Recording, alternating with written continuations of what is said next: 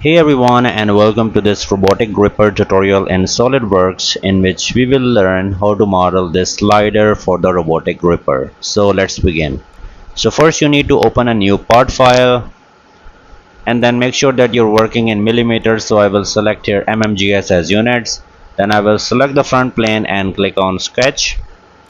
After that I will select center point straight slot and create one slot vertically at the origin point like this.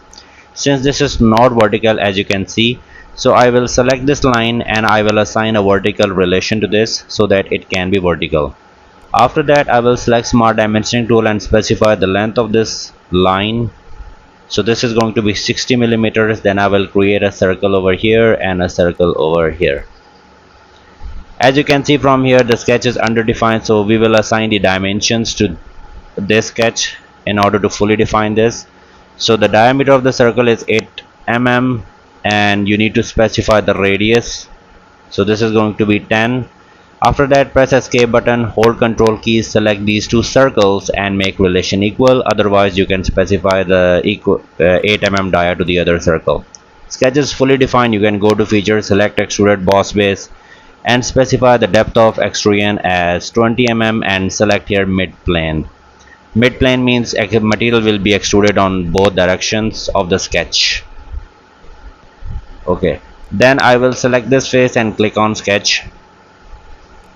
Then I will select the center line and I will find this yellow dot and this yellow dot and create a horizontal line using these yellow dots. Then I will create a circle at the origin point and specify its diameter.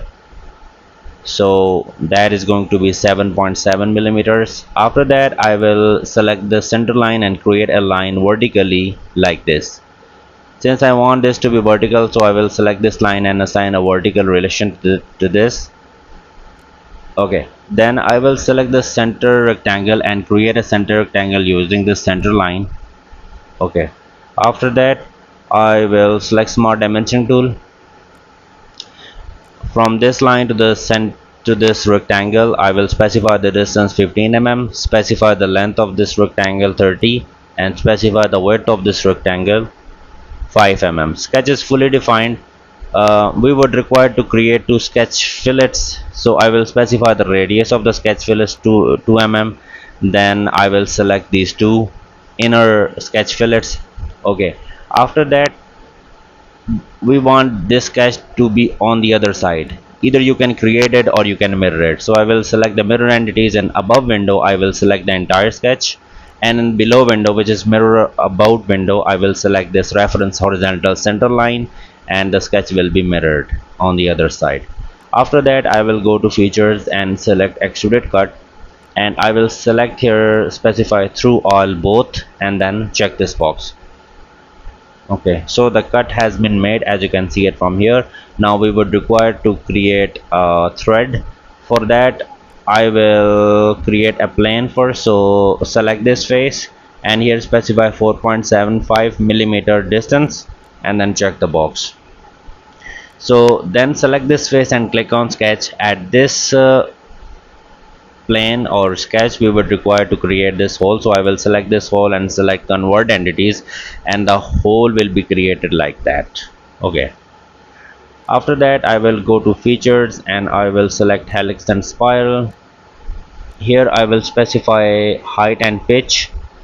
Then I will specify the height from here, as you can see 40 mm, specify the pitch 2 mm.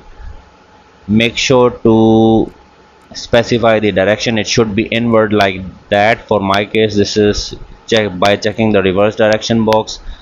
Then I will keep the remaining things as it is. So this helix and spiral will be created and it will help us to create the thread.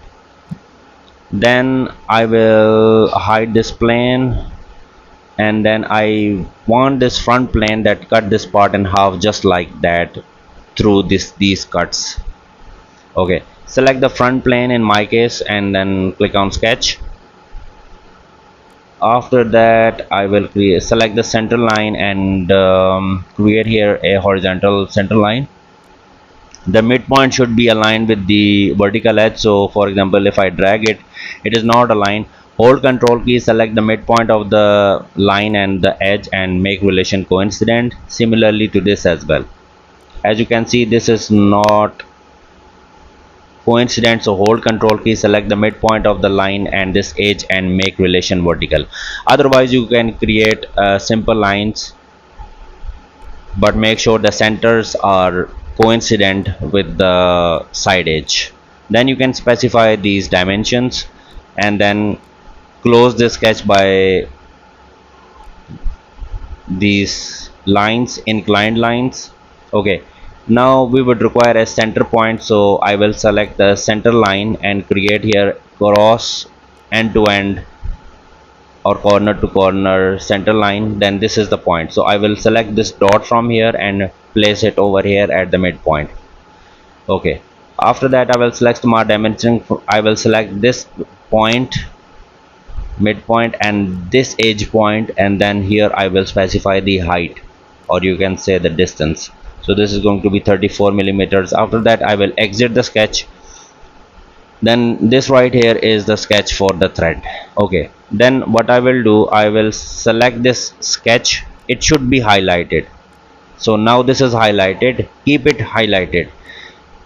Go to features and select swept boss base. As you can see, the sketch is over here. Now we have to specify the path. So path is our helix and spiral. When you select this one, and if I check the box, and as you can see, the cut is not fully made. So let me right click here and go to edit features, and here we need to select this second type. It depends, sometime it creates on the first run and sometime it has to, we have to specify the second type.